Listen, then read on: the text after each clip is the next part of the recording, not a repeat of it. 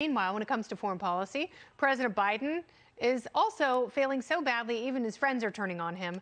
The president's former Senate colleague, they used to have such a good relationships.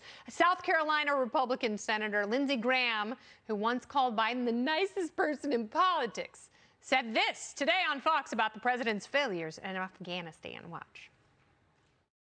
The military told President Biden that if you withdraw all of our forces, if you leave Bagram Air Base, we can't defend what's left and the place will collapse. Joe Biden has been the most incompetent president in my lifetime on foreign policy, worse than Jimmy Carter.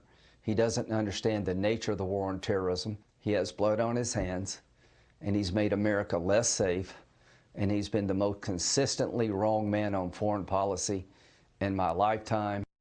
Ooh, he's going to say that a few more times. So is Joe Biden the most incompetent foreign policy president in history? That's really saying something, Carol. I don't know why he's limiting it to foreign policy. I mean, we're having trouble stocking milk on shelves, and when that milk does get to the supermarket, it's like $6. So I don't know why we're just limiting it to foreign policy. But yes, absolutely. The fact that we left Americans behind in Afghanistan is a travesty. It should be on the nightly news every single night. We should be covering the Americans that have been left behind. But because the media generally provides cover for the Biden administration, we don't see that on the nightly news. So, you know, I don't have Lindsey Graham and I don't always agree on everything, but I appreciate that he's calling out his buddy Biden. I do. Is it possible, Marie Harf, that both Joe Biden and Lindsey Graham are bad on foreign policy?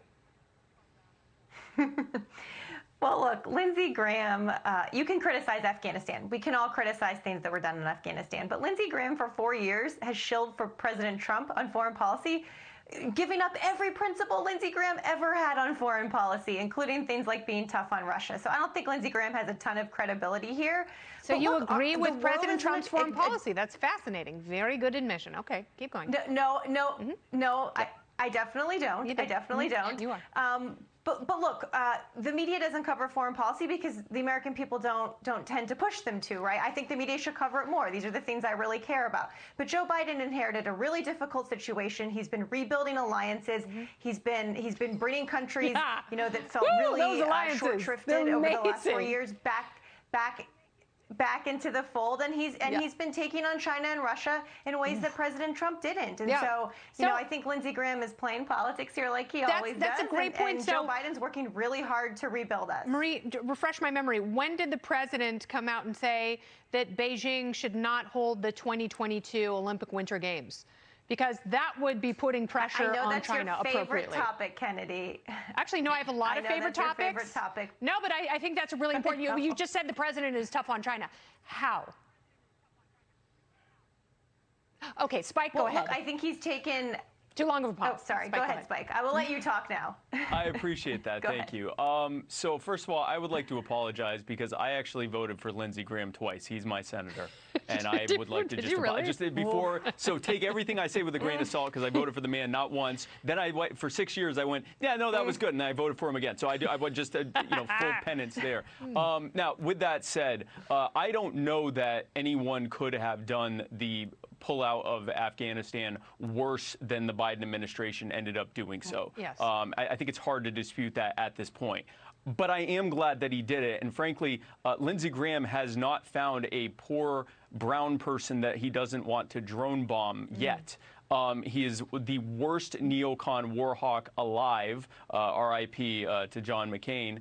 He has basically decided to be the next John McCain. And frankly, when it comes to foreign policy, he's not mad at Joe Biden. He's mad at the fact that the endless war in Afghanistan is over. And yes, he's playing some politics because he's on the other side of the aisle. But no, this is two rabid possums arguing over which one is more dangerous. That was my point at the beginning. Absolutely. It is possible for two people who seem to have disparate points of views to both hold awful views. In their own special way, yes. Yes, and I think that's what you're saying here, and I think that Spike Cohen owes each of us $450,000 for voting for Lindsey Graham because we have been aggrieved and we deserve a payout. That report is garbage.